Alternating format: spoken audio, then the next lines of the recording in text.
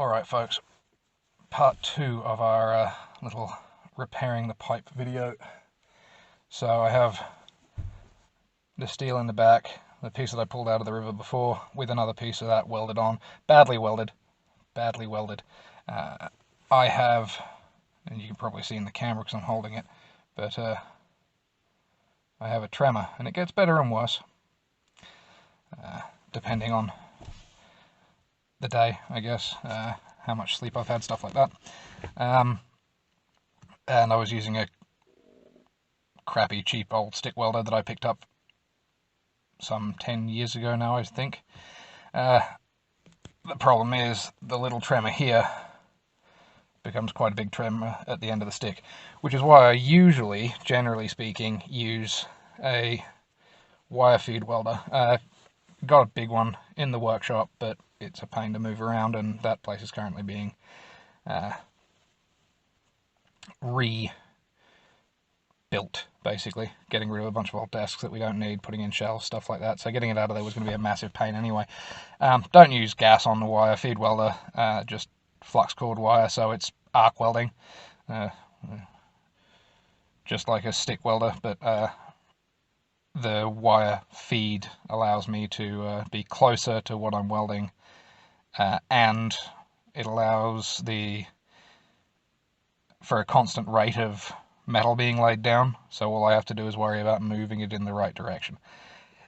So that thing is booger welded together, but it doesn't really matter. It doesn't need to be pretty, it just needs to work. So we're going to take a cruise on down there. I've got to stop at some point and pick up a bunch of rocks to pile over the top of it. Weather's a bit crap, but it's not supposed to. It's quite cloudy and overcast, but it's not supposed to rain until tonight. But tomorrow it's going to hammer down apparently, so I want to get this done. Right, so while we're on this, we're going to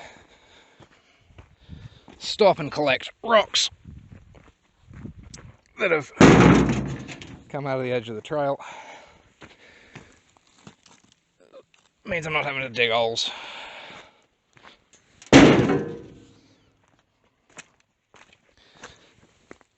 And there's plenty of it.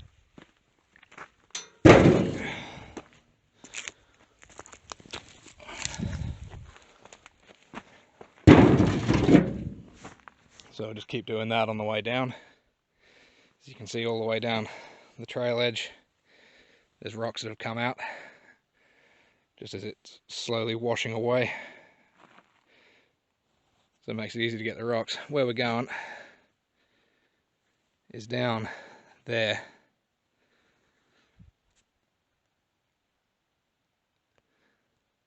You can hear water flowing from here, although I don't know whether you can hear it on the camera, but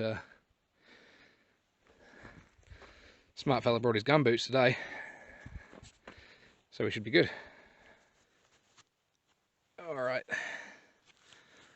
so you can just see down there, just above my finger, that's the pipe. So job number 1 is going to be getting the steel cut over, which should be fun.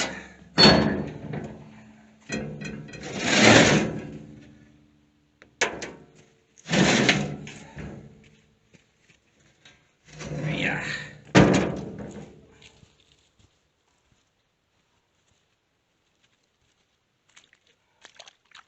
Gotta watch my footing in here. Lots of rocks.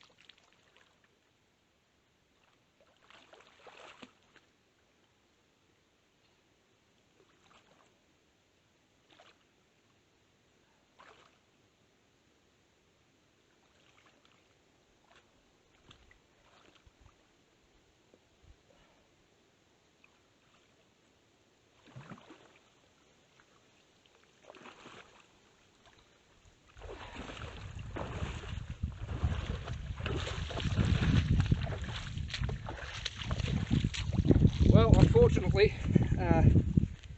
smart fella did bring his gumboots. The water's a bit too deep, so I already have a wet foot. This is going to go well.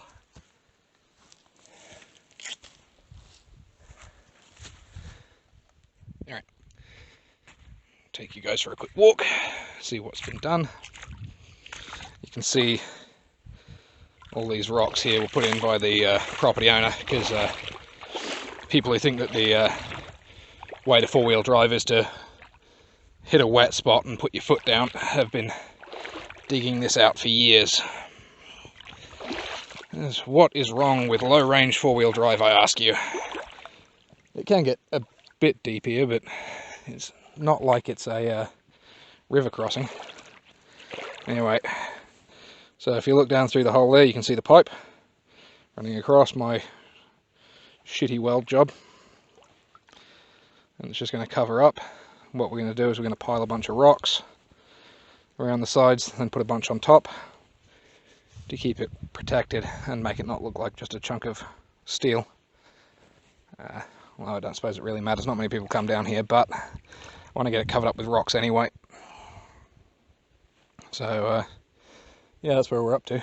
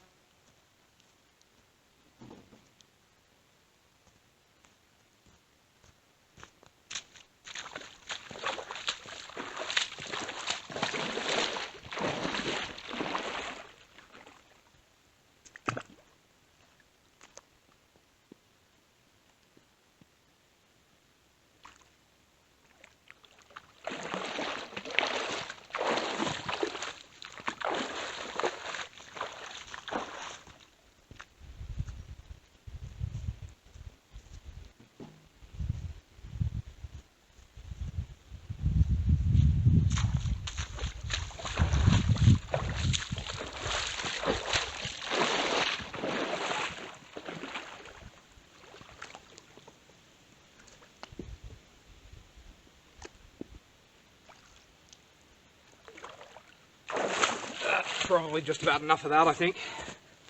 You get the idea. Just gonna pile rocks around it.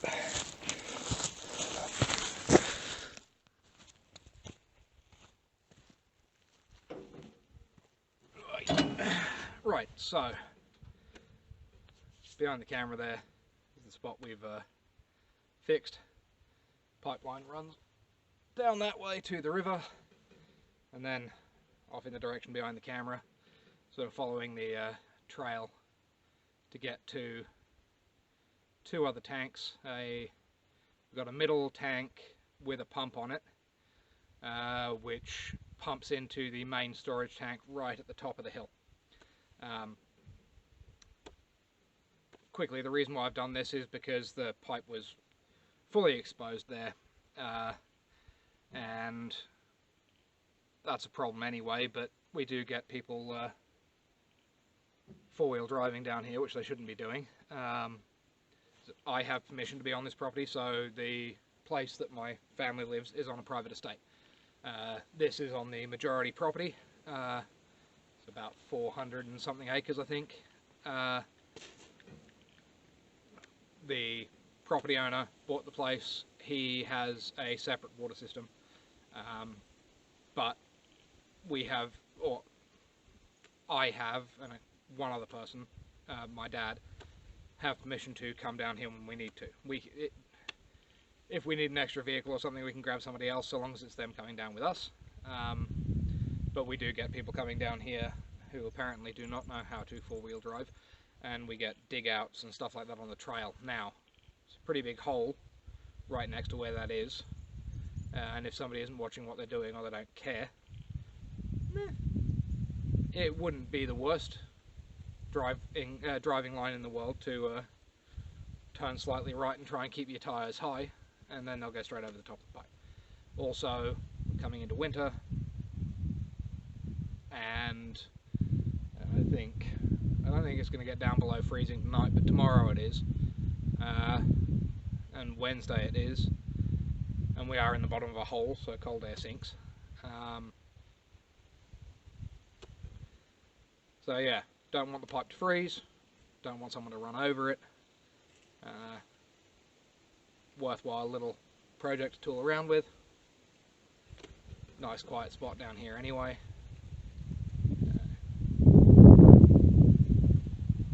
I had the idea of bringing myself a cold beer, which is never a bad plan for this sort of thing for me. I'm not on a legally declared road, so they couldn't have me for it. And I do like a cold beer after some hard work, so from here we'll leave it for now, probably come back down when the water levels drop some and put some more rocks in here to fill in various different bits and pieces. It's a bit hard to see under the water. Yeah. Can hear feral goats in the background, so nice, but yeah, job's done for now. Keep it protected. Hopefully we don't have a problem with that section in future, but it's one of the things about maintaining a system like this. There's I think 20 odd properties that rely on this water system, and sometimes you just got to do maintenance, and I don't mind doing it. Hence this thing's my daily drive. Allows me to get down here and back up again without any issues. So, for anybody wondering why I drive a 3-litre turbo diesel ute, this is why. Have a good afternoon, folks.